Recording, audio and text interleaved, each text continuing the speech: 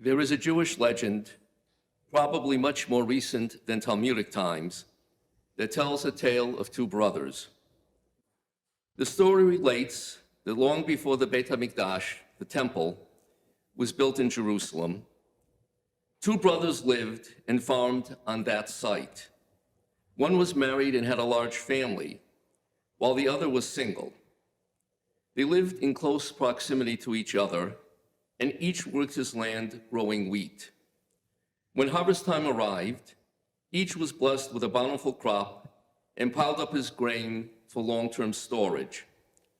The unmarried brother, observing his good fortune, thought to himself that God had blessed him with more than he needed, whereas his brother, who was blessed with a large family, could surely use more. He arose in the middle of the night and secretly took from his grain and put it in his brother's pile. Similarly, the married brother thought to himself that he was fortunate to have children who will care for him in his old age, while his brother will depend on what he saved. He too arose in the middle of the night and quietly transferred grain from his pile to his brother's. In the morning, each pondered why there was no noticeable decrease in his own pile, and so they repeated the transfer the next night. These nocturnal activities went on for several nights, until one night, the brothers bumped into each other. In that instance, in the dark of night, the glow of brotherly love lit up the mountain sky. They each understood what the other had been doing and fell into each other's arms in a loving embrace. According to the legend, when God saw that display of brotherly love, the Holy One selected the site for the temple. And on Rosh HaShanah, it is worthwhile pointing out that tradition also identifies the same site as the location for the Akedah, the binding of Isaac. This is the ideal sibling relationship. Of course, it doesn't always happen that brothers or sisters are that close and loving. In fact, in the book of Genesis, it is virtually never the case. Without going through every sibling relationship in Genesis, we know from beginning to end, from Cain and Abel to Joseph and his brothers, sibling love and mutual concern are almost non-existent. Really, couldn't we say that the concept of sinat-chinam, baseless, gratuitous hatred, particularly within the family, began with Cain and Abel? Cain is very angry because God respected Abel's sacrifice, but not his. And after talking together, each, or at least Cain, apparently remained in his own silo. Cain became even more enraged and murdered his brother. And so ends the first set of siblings. The sages teach us that the second temple was destroyed on account of sinat-chinam. Jews, brothers and sisters, quarreled fiercely and allowed those arguments to escalate to mistreatment of one another. Regarding sinat-chinam, Rabbi Mark Dratch remarked, "It seems to me that the phrase chinam describes the reason for hatred. We do not value the others. It is a hatred of dismissive devaluation. Others, their accomplishments, their skills, and their values and opinions are all chinam, valueless, worthless, and meaningless to me. There is nothing I can learn from them. There is nothing of value that can contribute to my life or community." Jews, not respecting each other, not helping each other, not valuing each other, but actually abusing each other. Is this a way to act, to survive? In consonance with other Genesis stories, on Rosh HaShanah, the Torah reading touches on the less than ideal relationship between Isaac and his older half-brother Ishmael. Really, before the two boys have much of a chance to develop a relationship, Ishmael is cast out. And for what reason? And Sarah saw the son of Hagar, the Egyptian, whom she had borne unto Abraham, making sport. The ancient rabbis and commentators struggled to justify Sarah's demand that Hagar and Ishmael be sent away. In Midrash Rabbah, an ancient collection, rabbis claim the word sport refers to immorality or idolatry or bloodshed. But Rabbi Shimon ben Yochai said the following: the term sport refers to inheritance. Heaven forbid that a son like Ishmael, who received training from Abraham, should have engaged in idolatry, immorality, or bloodshed. All rejoiced when Isaac was born, but Ishmael said, "You are fools, for I am the firstborn, and I receive a double portion." And thus Sarah declared, "The son of this bondwoman Hagar shall not be heir with my son, with Isaac." However we choose to understand Sarah's concern, here is the origin of a conflict over stuff, over land, which continues to our day. Then and now, we make judgments about the intentions of others, and others make judgments about our intentions. By the time our ancestors went from being a large extended family to a people in chapter 1 of Exodus, we were already a perceived threat to our Egyptian hosts. An ancient pharaoh began the myth of Jewish power and Jews as disloyal citizens. Behold, the people of the children of Israel are too many and too mighty for us. Let us deal wisely with them. We all know where that wisdom led: 430 years of enslavement.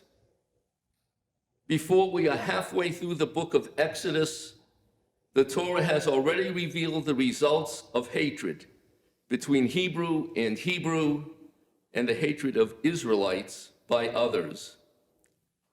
And whatever the historic reality, the Bible affirms that we were slaves for 400 plus years.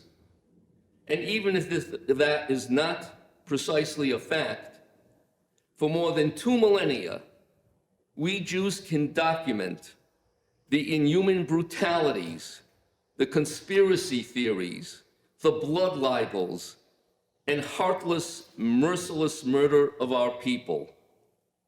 We know that 2 temples were destroyed in Jerusalem.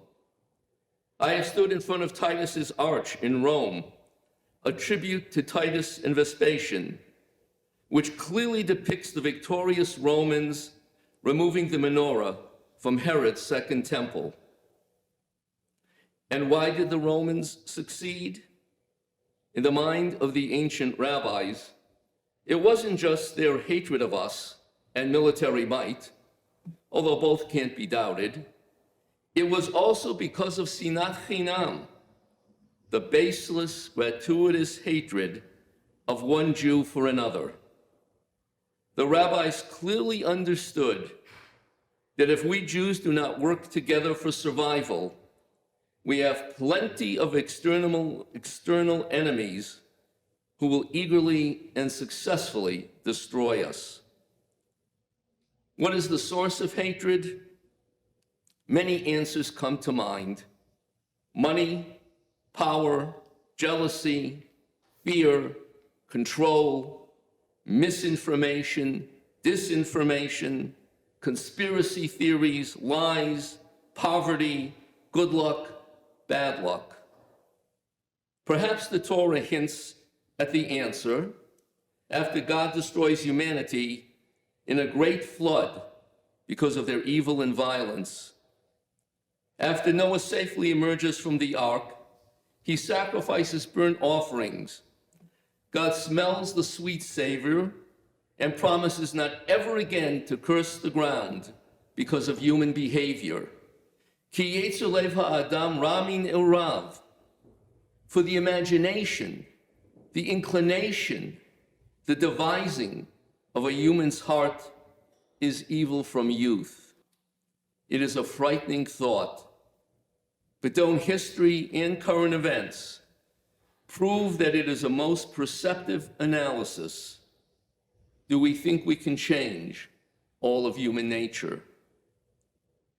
I am not going to belabor all of Jewish misery over the centuries. Sadly, there isn't time. But I am enormously worried that our neighbors are blithely ignorant and blissfully unaware of the devastations which Jewish history can prove. For many, if they think about the Crusades, they may associate them with Robin Hood and his merry men. But for the Jewish people, we need to remember that the Crusaders destroyed by the sword, by fire, and by fear of their brutality Jewish communities in France and Germany on their way to fight the infidels in the Holy Land. Professor Shalom Spiegel wrote a book on the Akedah, the last trial, on the legends and lore of the command to Abraham to offer Isaac as a sacrifice. Those legends include some that affirm that Abraham actually slaughtered Isaac and Isaac was resurrected. That story, the Rosh HaShanah Torah reading, had a profound impact on our suffering ancestors 1,000 years ago.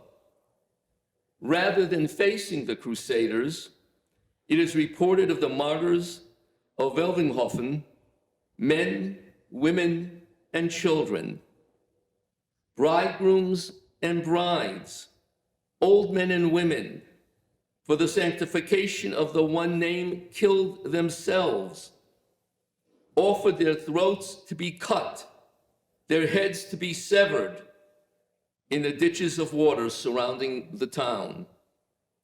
The pattern of the original Akedah never ceased to hover before the mind's eye. Are even we aware of the Av HaRachamim prayer, which is part of the Torah service and recited weekly in some congregations and occasionally by others? According to Rabbi Reuven Hammer, this 12th century memorial prayer was introduced into the Ashkenazi liturgy after numerous Jewish communities were destroyed by the Crusaders in Germany. In 1290, King Edward banished the Jews from England. An estimated 3,000 people were too much for the English. As the British Library notes, throughout this period, the Jews suffered from anti-Semitic prejudice, often scapegoated or wrongly accused of crimes. There were frequent riots against them, in which their property was destroyed and citizens murdered. Let's move quickly to the middle of the 14th century and the terror of the Black Plague and its conspiracy theories. For a long time, we have taught that Jews were murdered because they were rumored to be poisoning the wells and thus not dying in the same numbers as their neighbors. More recent research in Facing History and Ourselves questions this theory. In the article, The Black Death as a Cause of the Massacre of Jews, a Myth of Medical History, originally published in German, I. Ritzman, argues that there is no direct link between the massacres and the plague. The massacres were the carefully planned and executed work of the Christian local governments. Causes of the persecutions other than the effects of plague, seem evident, mainly religious fears fueled by the church, financial profit, and political interests. Whether or not the slaughtering of Jews was caused by a well-known, if not historically accurate, conspiracy theory of Jews poisoning wells, or by the church and local politics, one thing is clear: innocent Jews were murdered. And along with the conspiracy theories, past and present, we also know there were blood libels. According to the Holocaust Encyclopedia, historically, blood libels often took place close to Passover, when Jews were charged with using the blood of Christian children to bake matzah. The proximity of such charges to Easter was thus also often associated with the continuing belief that Jews were responsible for the passion and crucifixion of Jesus. Blood libels, together with allegations of well poisoning, were a major theme in Jewish persecution in Europe throughout the Middle Ages and into the modern period. They were a central component in the development of modern anti-Semitism in the 19th century. Blood libel accusations often led to pogroms, violent riots launched against Jews and frequently encouraged by government authorities. The Spanish Inquisition lasted from 1472 until 1834. Aside from those who endured forced conversion to Christianity, an estimated 30,000 Jews were put to death. On March 31st, 1492, King Ferdinand and Queen Isabella ordered the expulsion of Spanish Jewry. Throughout these centuries, France expelled and readmitted Jews several times. Are you familiar with the Khmelnytsky uprising of the Cossacks in the 17th century, or the pogroms of the 19th and early 20th centuries, from Odessa in 1821 to those of the Russian Empire from 1881 to 1884, or the Kishinev pogrom, among many others? Have you heard of the Protocols of the Elders of Zion, a fabricated anti-Semitic text, a concocted conspiracy theory purporting to describe a Jewish plan for global domination? The hoax was shown to be plagiarized from several earlier sources. It was first published in Russia in 1903. If you do not know about these low points and many others in Jewish history, you need to know, not because we Jews are morbid or lost in the past. You need to know the history of anti-Semitism so that you can explain to your neighbors and coworkers, to those on college campuses and in rural America, why we Jews are afraid, why our religious services and public events now all have armed guards. A frighteningly small percentage of Americans know about the Holocaust, let alone about the history of persecution and murder, while other peoples have suffered and do suffer. Anti-Semitism doubtless matches any other form of persecution. Among her other reading pursuits, Toby is following a list of the greatest books that one should read. She recently finished The Sun Also Rises by Ernest Hemingway. Do you know that Ernest Hemingway was anti-Semitic? And Toby has been surprised in her diverse readings for 2 book clubs and personal choices how often Jews and money are negatively linked. I intersperse more serious reading with sports books, especially about Jewish athletes. So I recently started a book about the great Hank Greenberg, who began playing for the Detroit Tigers in the early 1930s.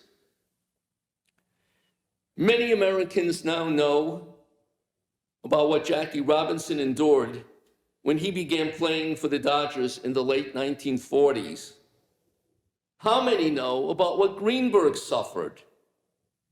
In John Rosenkrantz' biography of Greenberg, he writes, "In the southern town of the Piedmont League, the fans and opponents were not discreet with their slurs and insults.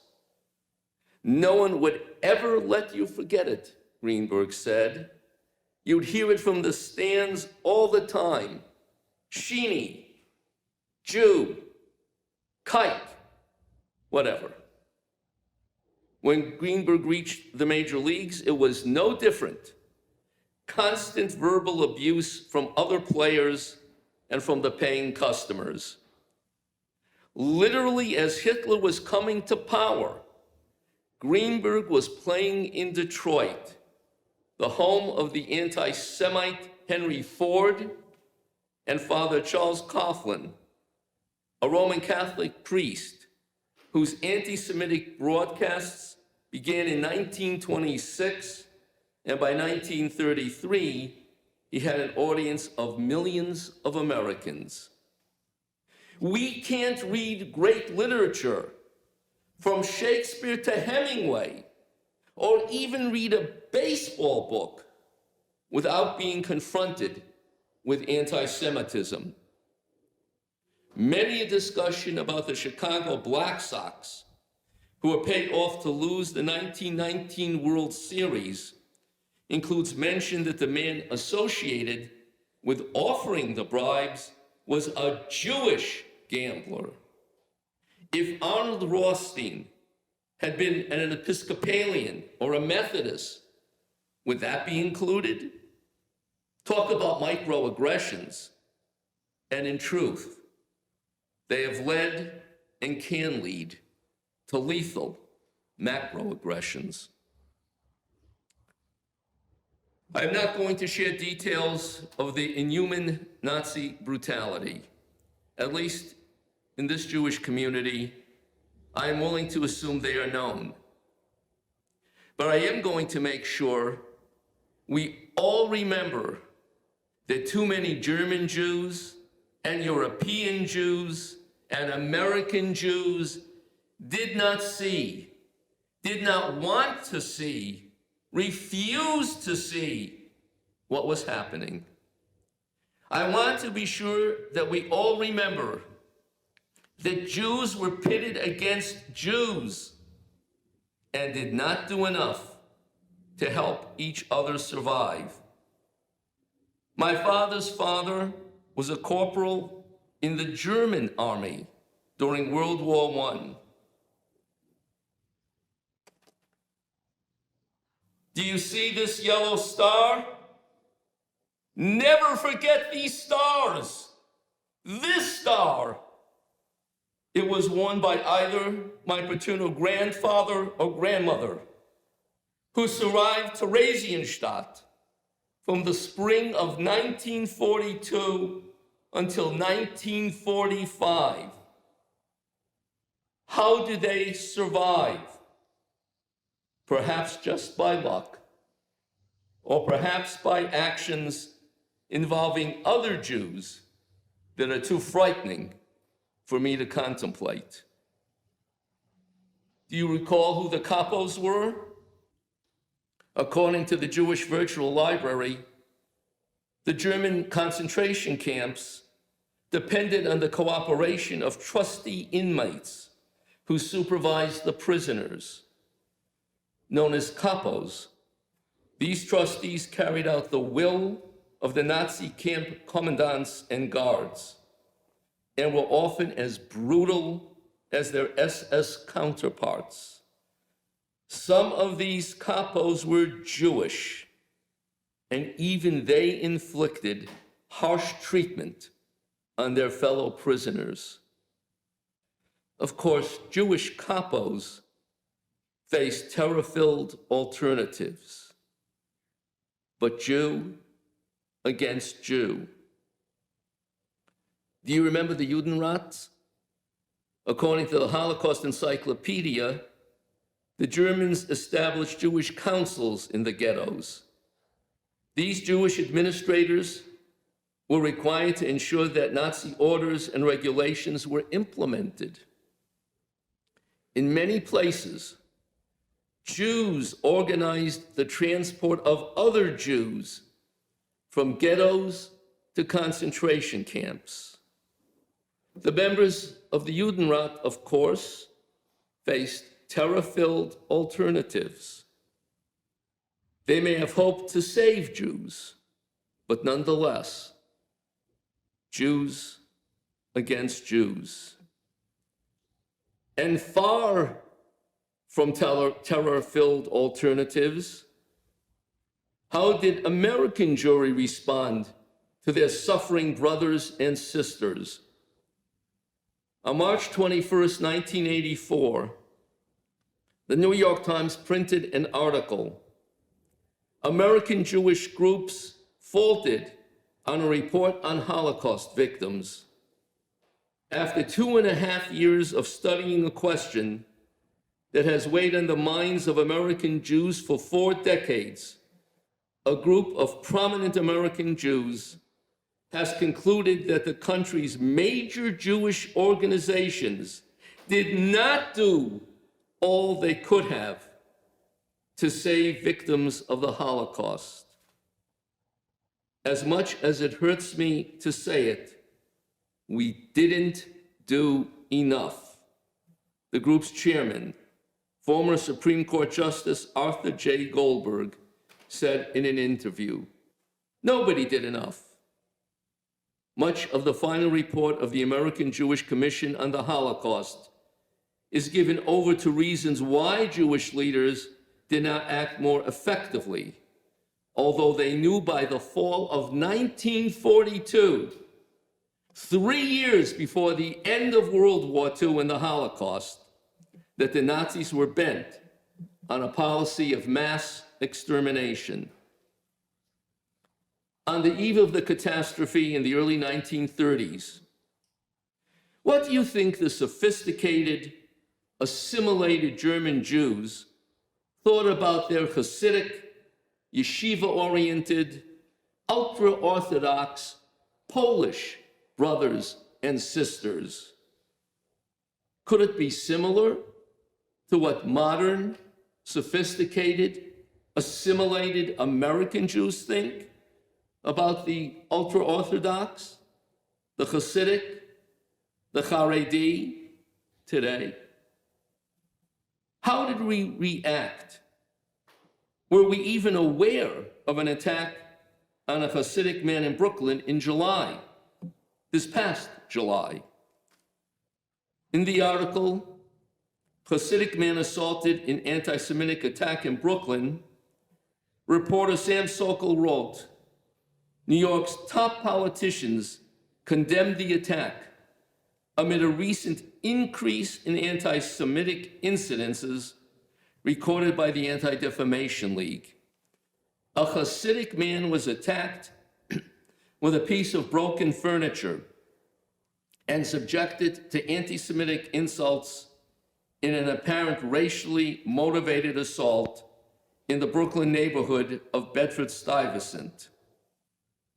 According to the New York Police Department, the victim, a 25-year-old male wearing traditional Jewish garb, was accosted by an unknown assailant who made anti-Semitic statements and assaulted him in broad daylight.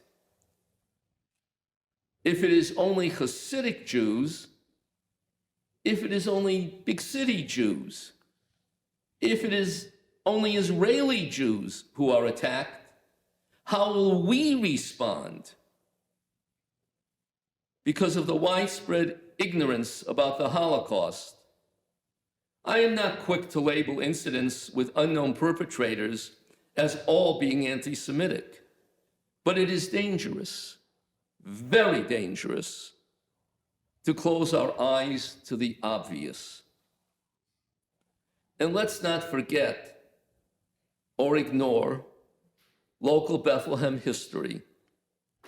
Anti-Semitism has existed here and doubtless does now.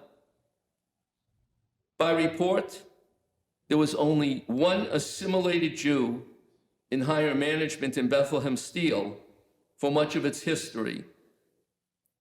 Even when I came to Bethlehem in 1975, many of those who worked at Bethlehem Steel felt there was a glass ceiling for Jewish advancement in the company. Of course, there was a time when Saukett Valley Country Club was off limits to Jews. Lehigh University had a Jewish quota for a long time. On June 17, 1975, Professor Roger Simon, who many of us know, conducted an interview with a Harry K. Trend for In the Age of Steel, Oral Histories from Bethlehem, Pennsylvania. You should look it up and read the section on the Jewish community. Mr. Trend confirmed that the Bethlehem Club, only a few years ago, opened its membership to Jewish people. Saukett for years didn't have any Jewish people. And when Dr. Simon asked about restrictive covenants in Edgeboro Manor, Mr. Trend responded, "So for years, this place had no Jewish people either. So you see, the more I talk," said Mr. Trend, "the more I realize the bigotry rears its ugly head up again over the years, and even here in Bethlehem." Don't think that in Fall River, Massachusetts, where I grew up, that I and my Jewish friends weren't chased on the way to religious school by local toughs in the 1960s. And in March of 2019, over 50 gravestones were defaced in the Hebrew cemetery where my parents and grandparents are buried. Anti-Semitism is virtually everywhere. So while we do have an obligation to actively oppose racism of all kinds, shouldn't we have at least as great a responsibility to actively, vocally, passionately, publicly oppose anti-Semitism of all kinds? If we do not do so, and do not encourage sympathetic non-Jews to do so, who exactly are we depending on to protect us? We should not exaggerate anti-Semitism, but we should surely not ignore that it is growing more openly around the world. We should not depend just on national organizations and others in the Jewish world to condemn and fight anti-Semitism. We, you and I, need to do so. And if we Jews are so short-sighted that we can't unite on this one issue to help each other, then woe is us. If we can't transcend sinat-chinam to protect each and every Jew from anti-Semitism, woe is us. Israel has become another area of conflict and opposing opinions within the Jewish community and around the world.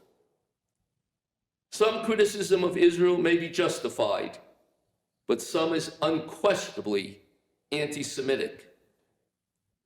Some criticism of Israel is unbelievably ironic and appears to be based on total ignorance of the values and practices of Israeli society versus other peoples in the Middle East.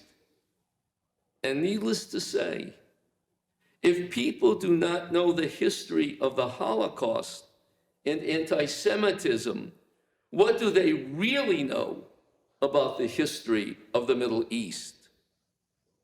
The current headlines are often the complete context for people's reactions. Many know about the Palestinian narrative in 1948, but do we know about the expulsions of Jews from many Arab Muslim countries as Israel became a state? Author and reporter Bruce Feiler wrote a book about Abraham, A Journey to the Heart of Three Faiths.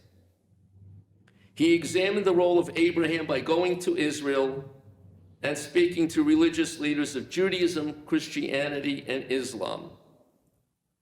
As you know, Muslims think the story of the Akedah is about Ishmael, not Isaac. This is a good book to read if you want to learn about some of the complexities of the relationship among the three religions. In the chapter about the Islamic view, Feiler headed deep into East Jerusalem to meet Masoud el-Fased, the imam of his local mosque. After a disturbing comment by the imam, the Jews don't do what the Creator wants, they do the opposite, Feiler comments to him, there's a conversation going on in the world among people of different faiths who are attempting to see if they can get along, live side by side. Can they? To which the imam replies, we are Muslims, and this is Muslim land. If you want to live among us, what you believe is your problem. This is the message of God. Read it in the Bible.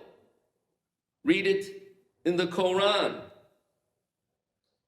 So there is no message of hope, not even in Abraham, Feiler asks. And the imam concludes, usually that message comes from people who do not believe in God. Abraham is the father of one religion, and that religion is Islam. I believe in a two-state solution. I believe in treating the Palestinians fairly. I do not believe in being naive. There are surely Palestinians and Muslims who would make peace with Israel and live side by side and try to prosper. But there are also Palestinians and Muslims who do not respect us and do not see any legitimacy in the Jewish religion nor in the Jewish state. The emails and texts some of our Federation professionals received from local Muslims in May when Israel was repelling Hamas were vicious and hateful and belied what were believed to be positive, mutually beneficial relationships. Too often in history, we have depended on others, noblemen, government officials, religious leaders, people of goodwill to protect us. Too often in history, our ancestors have believed it couldn't happen here, but it is happening here. In 2019, the Anti-Defamation League tabulated 2,107 anti-Semitic incidents throughout the United States. This is a 12% increase from 2018 and marks the highest number on record since the ADL began tracking anti-Semitic incidents in 1979. Anti-Semitic incidents remained at a historically high level across the United States in 2020. New analysis from the ADL Center on Extremism reveals that anti-Semitic incidents in the United States more than doubled during the May 2021 military conflict between Israel and Hamas and its immediate aftermath compared to the same time period in 2020. I am hopeful that our generation is smart enough to learn from history that anti-Semitism is real. It is here and almost everywhere. And we Jews, with our different and opposing views on many topics, cannot afford to let our disagreements blind our need to work together to protect each other. On Rosh HaShanah, we look forward to a year of life. That is true not only for us as individuals, but also for us as a people. May God give us the wisdom to protect each other. Amen.